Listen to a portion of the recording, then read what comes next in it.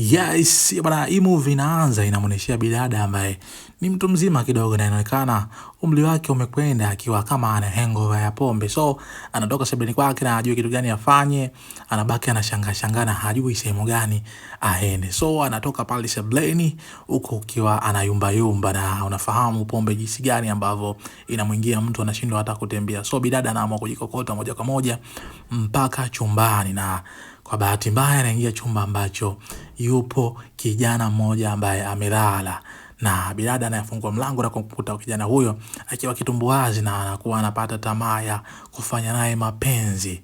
So bidada anakuwa anacheka na kufurahia kumwona kijana huyo akiwa na sexy pack za mshikaji, akiwa na hema chumbani humo. So bidada anaamua kupanda kwenye kitanda cha mshikaji na kuanza kumpapasa na kuanza kumshikashika ili mradi aweze kupata naye tendo. So bidada anaamua kupitisha mikono na mshikaji, ni kama anaamka fulani, anashtuka na kuona kama mbona kama anapapaswa kimtindo, na ni nani huyo ambaye anamchezea usiku huo wa manane. So bidada anaendelea kumshikashika mshikaji, na hapo mbele tutamfahamu mshikaji anaitwa nani na bidada naye anaitwa nani ama kwa jina gani. So mshikaji anaamka na kumkuta bidada akiwa anamwambia nyamaze, akae kimya na asiongee neno lolote na akae kwa kutulia na amsikilize ni kitu gani anataka. So bidada anaamua kupanda juu ya mshikaji kifuani kwake na kuanza kunyanduana. Ndio hapo mshikaji anaamua kula tunda hilo ambalo ametunikiwa na bi mkubwa, na tufahamu ni nani. Basi endelea kutufuatilia kwa movie mwanzo mpaka mwisho ili tukufahamu kitu gani ambacho kinaendelea. Je, jamaa alikula mzigo au hajala? So fanya kusubscribe kwenye channel zetu za NS Cup Movie ili wa kwanza kuzipata movie hizi pindi ambapo zinatoka. So hii movie bwana inaanza inatuonyeshea majengo fulani hivi ya kifahari na magari yakiwa yanapita. So hii movie inaitwa Quiet Storm. Bwana, hii ni Quiet Storm ambayo nimekuletea mimi DJ wako Mr. Joy.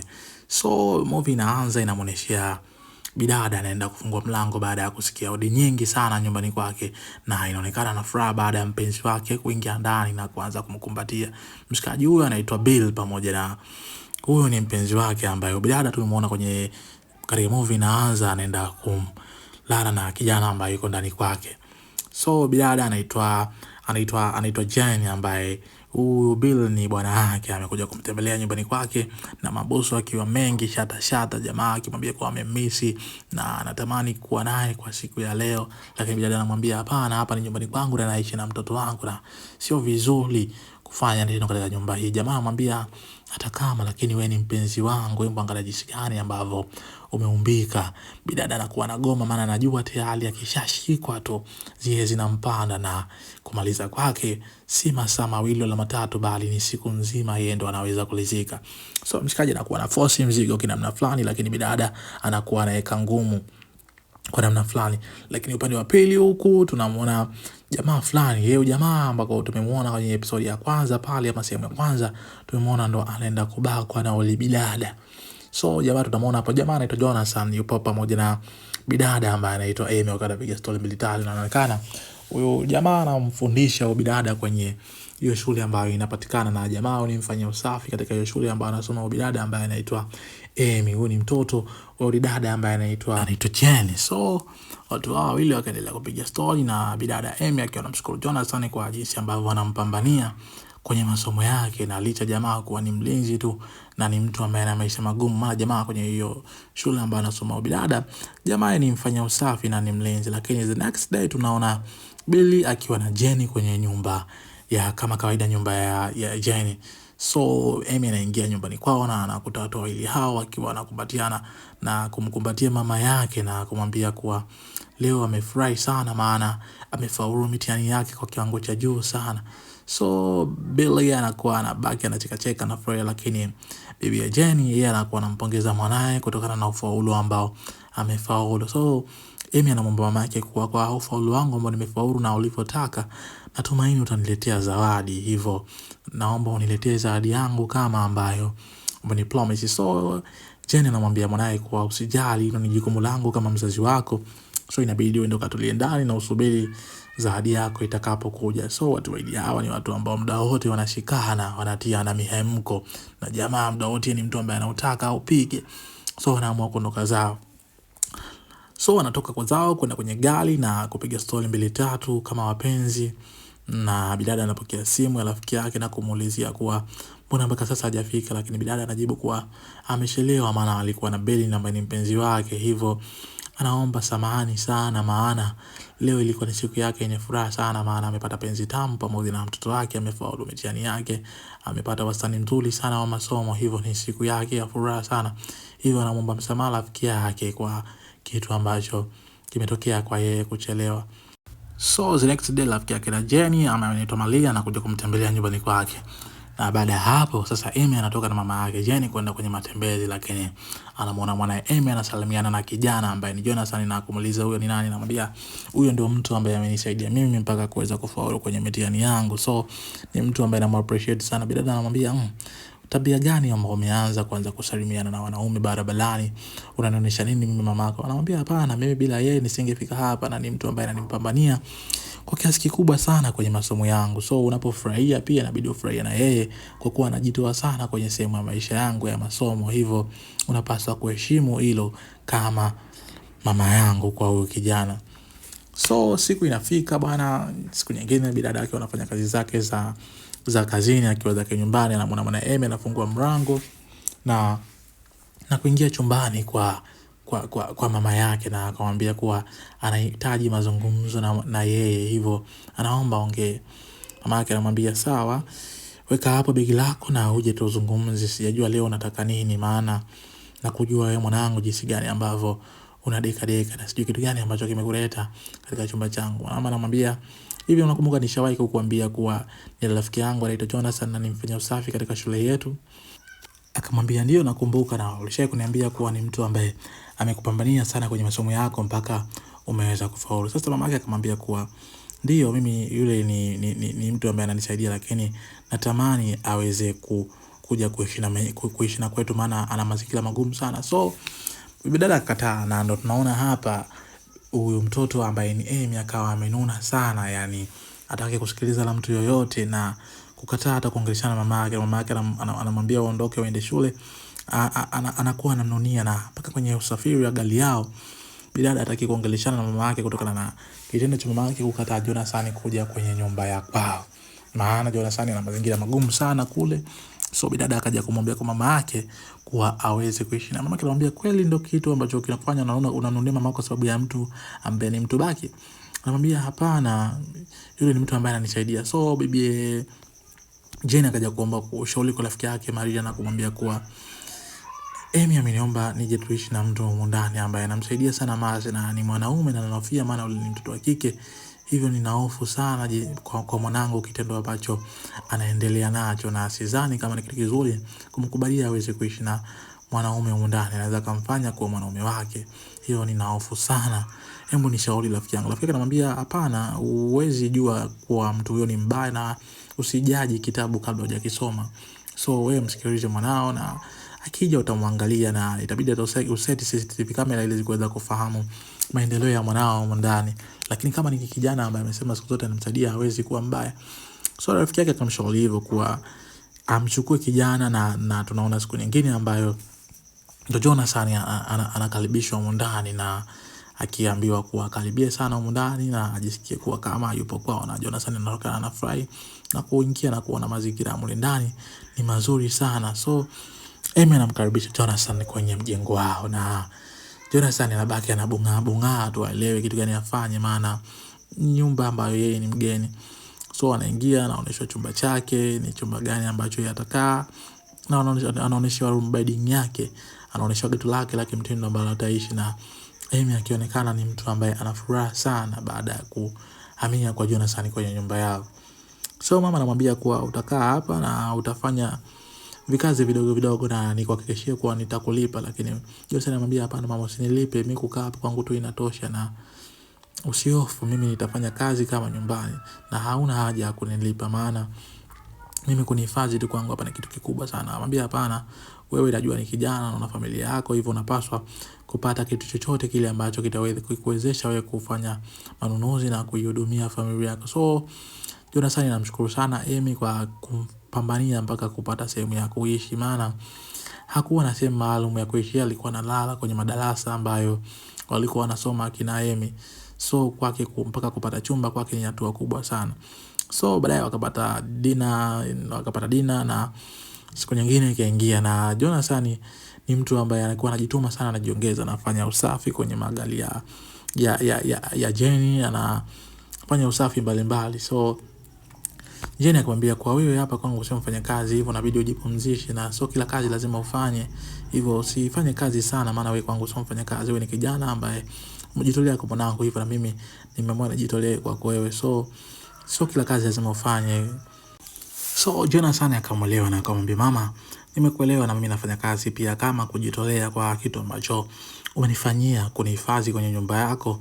Mimi kuosha magari kwangu sio kitu, nitafanya kazi yoyote ili mradi tu maisha yaendelee. Lakini Jenny akamsisitiza na kumwambia kuwa, elewa nilichokuambia, wewe fanya majukumu mengine, lakini achana na masuala magari, wapo watu kwa ajili ya kuosha magari. So Jenny akatoka na Amy wakaingia kwenye chuma yao ili kuweza kumpeleka Amy shule, na mlinzi ndipo akaja kufungua geti ni mradi watu hao wawili waweze kutoka. So the next day ni kwamba watu hao wawili tayari wakawa wanaangalia movie, na watu hao wawili wameshaanza kutengeneza bondi. So matani yakawa mengi, wakawa wanaloshana popcorn, kukimbizana hapa na pale, mara waloshana mito hivi na hivi, mara hivi. So matani yakawa mengi sana, na ndipo hapo jamaa Jonathan kumkimbiza Amy mpaka akadondoka, na Amy akashtuka sana baada ya kuona Jonathan amedondoka. So jamaa kumbe akawa na mprangi kwa namna fulani. So Amy akakimbia chumbani kwake mpaka kitandani, na ndipo hapo Jonathan akakaa kwenye kifua cha Amy, na ndipo hapo malavidavi akaanza, na hatujui ni kitu gani ambacho kiliendelea. So lakini the next day vile wakaanza kucheza muziki kutokana tena Amy tayari amefaulu kwa mara nyingine tena. So akawa na vibe nyimbo za hapa na pale, wanacheza ile kuicha wewe unaelewa kibiti fulani hivi cha kimtindo ambacho kitachangamsha kutokana na ufaulu wa Amy. Na ndipo hapo baada ya muda kidogo kuna mlango ukawa unagongwa, na watu hao wawili wakaingia. Walikuwa pamoja, ilikuwa Jenny pamoja na Maria, wakakuta hawa watu wawili wanacheza muziki. So jamaa Jonathan akazima muziki ghafla, na wakauliza, shida ni nini mpaka mnapiga kelele nyumbani kwangu? Amy akamjibu mamake kuwa, nimefaulu mama, hivyo nafurahia ushindi wangu wa ufaulu na mwalimu wangu Jonathan. So Jonathan baada ya kusikia vile akaamua ondoke zake na kuacha familia hawa wawili. Lakini Jenny lile swala kulipenda, lakini Mary akamtuliza na kumwambia kuwa atulie. Sasa lakini siku nyingine Amy akaenda chumbani kwa Jonathan na kumkuta Jonathan anaongea kuwa ndipo kwenye nyumba ya mama fulani, lakini kuna binti yake mdogo hivi namsubiri nikue ili niweze kumtafuna. Sasa Amy lile swala akawa analisikia na kuona kumbe jamaa anakaa naye, lakini kumbe ananitamani, na kwa nini aseme? Ngoja tuone, unitamvizia mpaka baadaye na nimuulize kama ananipenda kweli au anataka tu kunitafuna ili mradi aondoke zake. So jamaa Jonathan akaanza kujimaliza na kumwambia kuwa kabiti ni kazuri sana hivyo, na akasubiri kakue tu ili niweze kupita nacho, maana ni kazuri mno. So Amy akamsubiri, akamtiming jamaa kwenye muda kula na kumuuliza kuwa, Jonathan, naomba nikuulize, hivi unanipenda kweli ama unanizingua? Jonathan akabaki mdomo wazi. Sasa upande wa pili huko tunaingia chumbani ambako Billy yuko na mwanamke mwingine, na Jenny amekuja nyumbani kwa Billy na kumkuta jamaa yuko na mwanamke mwingine.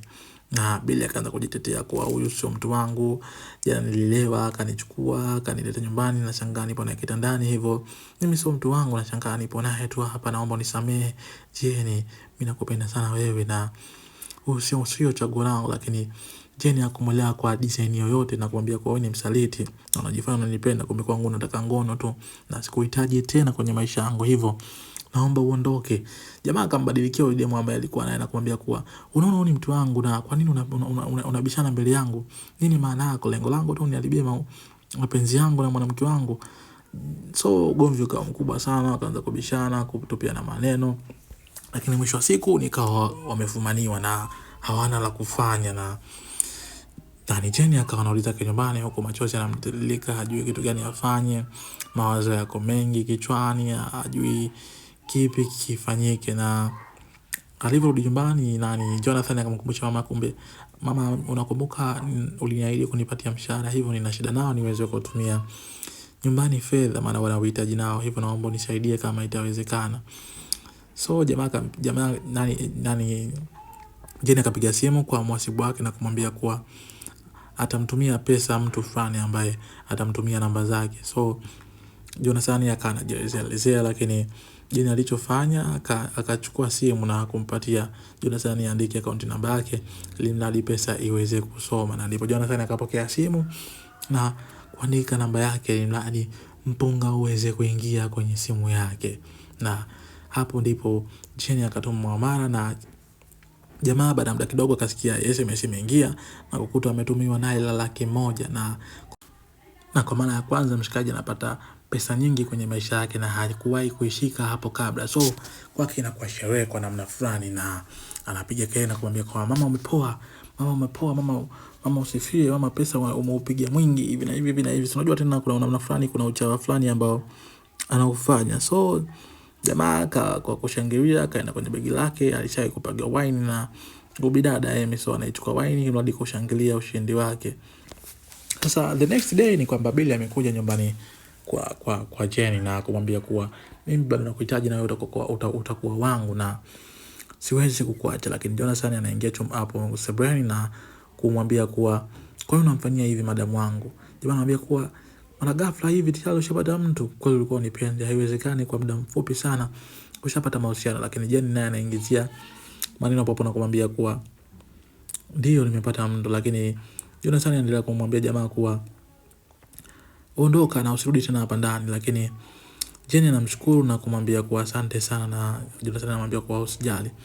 So siku wake ukawa mbaya sana, na mwanae akaja kumkuta mama yake anakunywa pombe usiku wa manane na kumwambia kwa mama usinywe pombe usiku wote, maana si vizuri sana kwa afya yako. Lakini Jenny anamwambia hapana, leo acha nijipoze maana nina machungu sana. Na ndio hicho kipande ambacho tulimwona Jenny anakunywa pombe na zinamzidia, anaenda kunjanjuana na bwana Jonathan. So pombe zikamzidi pale chumbani kwake, akaamua kusimama ili mradi atembee kwenye nyumba yake. Hivyo akawa anatoka nje, na ukiangalia mtoto kanaona mtoto kwa namna fulani anavutia, yani anashawishi kwa mazagamuano. So akawa na yumba pale, mwisho wa siku akatoka sebleni, ajui nini afanye. Tunafahamu watu wanaokunywa pombe ni kwa namna fulani wanayumba, na ndivyo hivyo ambavyo bibi Jenny akawa anayumba ndani mwake na hajui sehemu gani aende. Kichwa kikawa kinamuuma, hangover miayo mingi, yoyote inatokana na pombe ambayo ameinywa ili mradi tu apunguze mawazo ya mwanaume wake Bill. So bidada akawa hajui kitu gani afanye, na kenda sebleni anaona hamna kitu cha kufanya. Hivyo akaamua aingie zake chumbani, na chumba ambacho anakwenda kuingia ndio chumba cha Jonathan ambacho Jonathan anaishi. Na anaingia chumbani, anamkuta Jonathan amelala kitumbo wazi, yani kifua kipo wazi, yani jamaa yuko mtupu tu, yani kabaki na suruali. So anakuta mshikaji yuko kitumbo wazi, na bidada kiangalia mshikaji mashallah ameumbika, yani kifua kimetaradadi, unyoya nini ukapeti kama wote. So bidada anakuwa yuko very summarized kuona mshikaji yuko kifua wazi, na kumbuka bidada tayari alipombe ipo kichwani na sio akili zake tena. So anaanza kumpapasa bwana Jonathan na kuanza kumshika, akianza kumshika sehemu nyeti, anaanza kushika ngende, anashika kende, anashika ngende mbwenge, unajua zile So akaanza kumpapasa kifua. So Jonathan kama anahisi kama kuna mtu anamshika, lakini hana akili zake naye kwa sababu tayari amelala. So mwisho wa siku Jonathan ananyanyuka na kumkuta madamu wake Jenny yupo kitandani, na anamwambia kaa kimya, utakula mzigo leo. So Jonathan anabaki anashangaa. So bidada anapanda kitandani ili kuweza kuzagamuana na bidada huyo. So Jonathan anakula tunda la mama, istoshe anampenda na mtoto. So kawa hivyo. Lakini siku nyingine ni baada ya muda mrefu kidogo, tunaona bidada anamwambia shoga yake kuwa ana mimba, na hiyo mimba ni ya Jonathan. Shoga yake anabaki anashangaa, kwa hiyo una mimba Jonathan.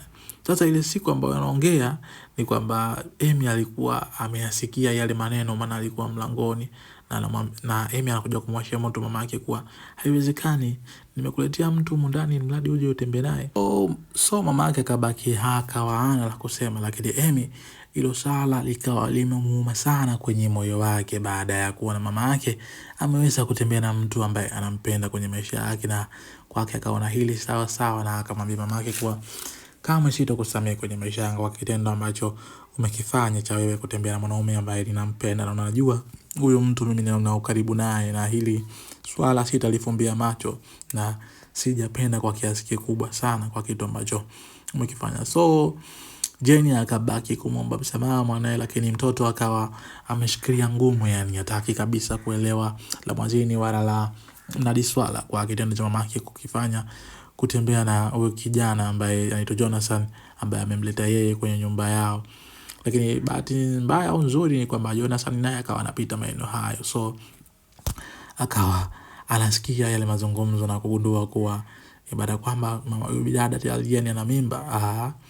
Haamini na kusikia kuwa tayari Amy ameshafahamu jinsi gani ambavyo yeye ametembea na mama mtu. So Jonathan akaamua akimbie chapu kuweza kuchukua virago vyake ili mradi aweze kusepa, maana imeshakuwa msala. Lakini upande wa pili pia Amy akawa anakiwasha moto kwa mama yake, maana anaona kama ameoniwa kwa yeye kuchukuliwa tunda lake, na ikumbuke yeye bado hajalila tunda hilo na mama yake amelila tunda hilo pasipo yeye hata kulionja. So Jenny akamuomba sana msamaha mwanae, lakini mwanae akafunga mlango na kuondoka. Lakini Jenny inaonekana ni mtu kama anajutia fulani kwa kitendo ambacho kimetokea cha yeye kulala na Jonathan, na kwamba mwanae anampenda Jonathan kwa kiasi kikubwa hivi mpaka anaamua kumfokea. So Jenny akabaki kichwa kinamuuma, mawazo akawa mengi baada ya kuona kitu alichokifanya pia sio sahihi cha yeye kutembea na boyfriend wa mwanae.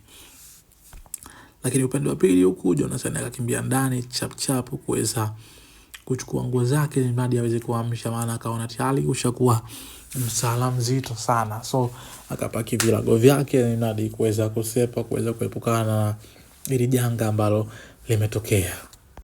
So Jonathan akachukua begi lake chap ili aweze kupanga nguo zake, aweze kusepetuka, maana ameshaona ushakuwa msala cha yeye kutembea na mama mtu, afu bidada ambaye amemleta ameshajua mchongo kwa yeye amepita na mama mtu. So jamaa akapanga nguo zake, akachukua begi lake chapu ili kuweza kutimka ili mradi Amy asiweze kukutana naye, maana anajua Amy atakuwa na hasira sana kwa kitendo ambacho kimetokea. So jamaa akachukua shangazi lake kaja, akataka kuondoka na kitu chochote wala begi ambazo amenunuliwa, akachukua na ndala zake ili mradi kuweza kusepetuka kwa hiyo msala ambao ameufanya cha yeye kupita na mama mtu ambaye ni mtoto wa mama ambaye ametembea naye. So jamaa ikamwambia mbio akaenda getini na kumwambia kuwa anaenda kutupa taka, akasepa zake. So upande wa pili huko tunaona bidada Maria amekuja nyumbani kwa Jenny na kumwelezea kuwa mwanae amemnunia.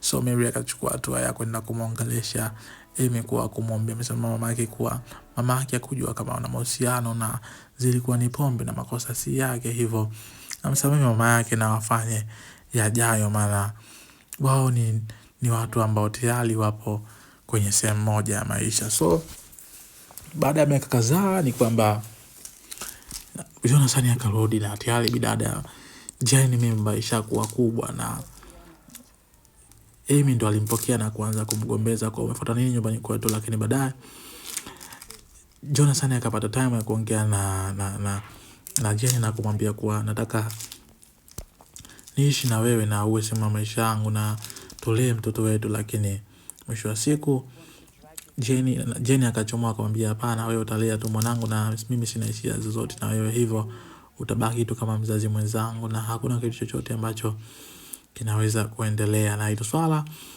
Jenny akaenda kumshirikisha Malia na Malia akamwambia hapana, kama unaweza kuwa naye tu, maana tayari nyinyi ni watu ambao mnafahamiana na mtoto kama mnaweza kuanzisha mahusiano. Lakini Jenny akamwambia hapana, yule kwangu ni mdogo na siwezi kuwa naye kwenye mahusiano, isitoshe nitaendelea kumuumiza mwanangu kwa kitu ambacho kinaendelea mimi kuwa na yeye, usijue mwanangu atampokea vipi, lakini acha tutupake tuweze kulea watoto, maana msala nilofanya hapo nyuma tayari unatosha na siwezi kurudia tena makosa. Lakini Mbele akamwelewa kwa kiasi fulani, maana anafahamu mziki wa Emmy kuwa si wa kitoto hata kidogo. So Maria akamwelewa sana, na ndipo hapa hii movie ikaishia hapo. So bana, hii ni bonge ya movie ambayo nimeifanya, nimeipenda sana, imenivutia na ina mambo mengi sana.